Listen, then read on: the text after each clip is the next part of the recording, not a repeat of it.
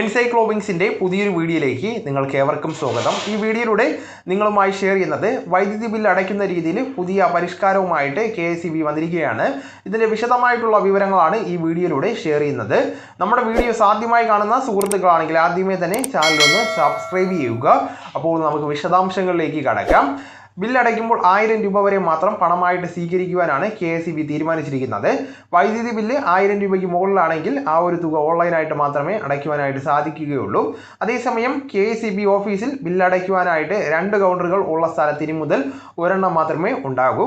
ഭൂരിഭാഗം ബില്ലുകൾ ഇപ്പോൾ ഓൺലൈനായിട്ടാണ് അടയ്ക്കുന്നത്. ഈ ഒരു സാഹചര്യത്തിലാണ് കൗണ്ടറുകൾ കുറയ്ക്കുന്നത്. വൈദ്യുതി ബില്ല് അടയ്ക്കാനായിട്ടുള്ള സമയക്രമത്തിലും മാറ്റം വരുത്തുന്നു എന്നാണ് അറിയിച്ചിരിക്കുന്നത്.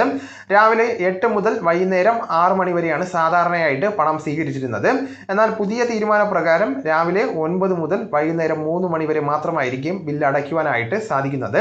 അപ്പോൾ ഈ ഒരു വിവരം നിങ്ങളുടെ സുഹൃത്തുക്കളിലേക്കും മറ്റ് ഗ്രൂപ്പുകളിലേക്കും കൂടെ ഷെയർ ചെയ്യുക. നമുക്ക് തുടർന്നും വിജ്ഞാനപരമായിട്ടുള്ള മറ്റ് വീഡിയോസും ആനുകാലിക വിവരങ്ങളുമായിട്ട് വീണ്ടും കാണാം. അതുവരെ ഗുഡ് ബൈ.